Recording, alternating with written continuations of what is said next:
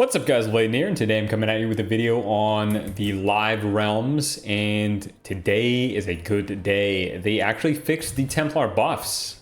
So for those of you that weren't aware, when the Templar buffs rolled out yesterday, the majority of them were not effective, or they did not activate in PvP for whatever reason.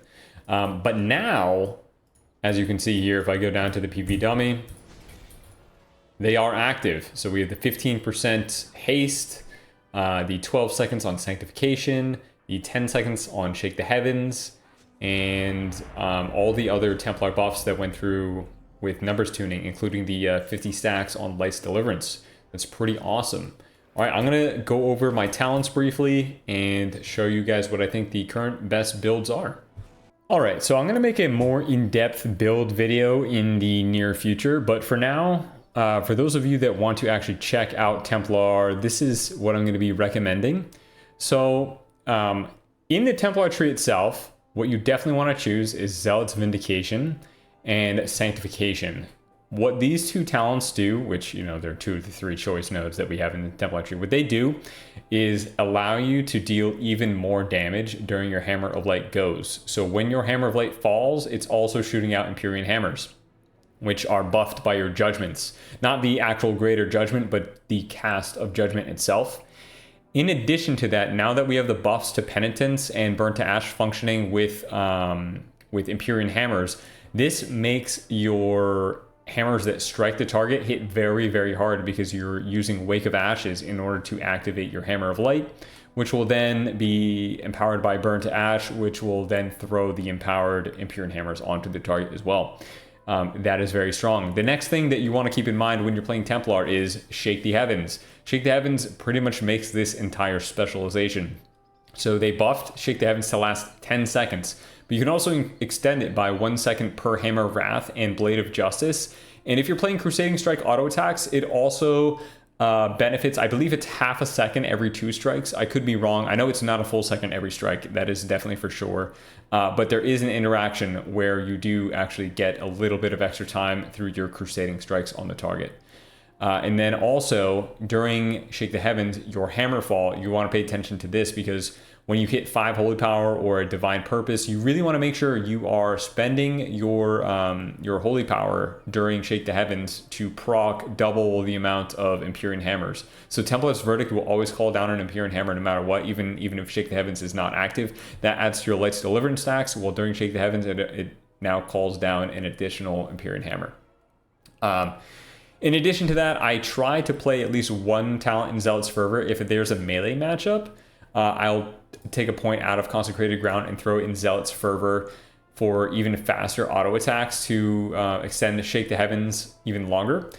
You can alternatively also take a point out of Zealot's Fervor, and I was messing around with this actually even before I knew about the Templar buffs here. I was trying out Divine Hammer. You can use Divine Hammer to increase the speed of your Light's Deliverance stacks. I wouldn't necessarily pair it up when you are bursting.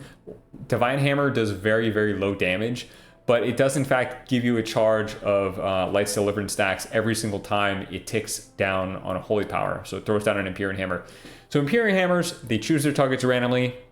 Divine Hammer damage itself is pure cleave. It's very weak single target. So I wouldn't necessarily pair this up and like try and use this immediately after you're using your Hammer of Light, because you really want to take advantage of that window with Shake the Heavens to like throw as many final verdicts as you can out for a little bit chunkier burst. And then as you know, you come to the tail end of Shake the Heavens, go ahead and toss out that Divine Hammer and start spamming your Blade of Justice and your Hammer of Wrath, and try and maintain melee range to take advantage of Crusading Strike auto attacks. Outside of that, it plays pretty similar to how Templar has always played.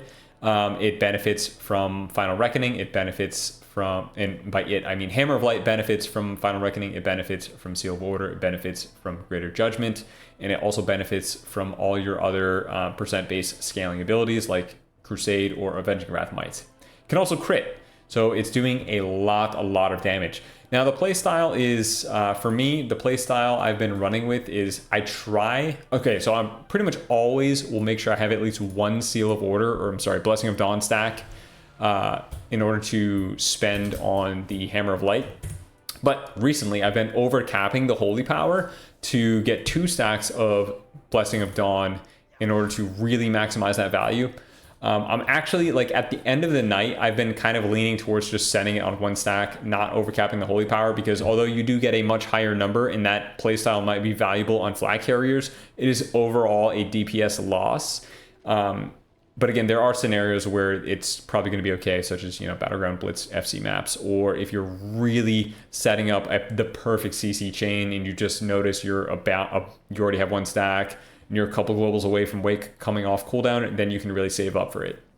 All right, so I'll show you a brief damage breakdown here.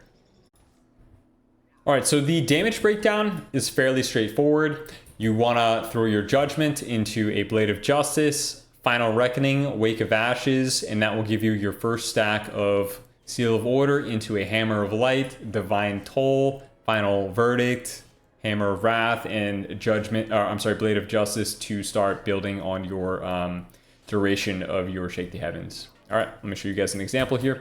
So I'm going to Judge, Blade of Justice, Final Reckoning, Wake of Ashes, Hammer of Light, Divine Toll, Hammer of Wrath, because I didn't have any cleave targets, and then you're just going to rotate between not overcapping Holy Power and pressing as many Hammer Wraths and Blade of Justices as you can into the target in order to maintain your stacks of, or not your stacks, your duration of Shake the Heavens. Pretty straightforward and very enjoyable playstyle. You can actually feel the chunky burst. Empyrean Hammers are actually my top damaging ability right there. Even just, you know, obviously all of these were hitting my primary target in PvP. It's not always going to happen, but it does do pretty nice damage now. Hammer of Light coming in at 2.4 mil. Not the best setup. I don't think I had many procs. But let me show you guys what it looks like with a double Seal of Order, Blessing of Dawn proc here.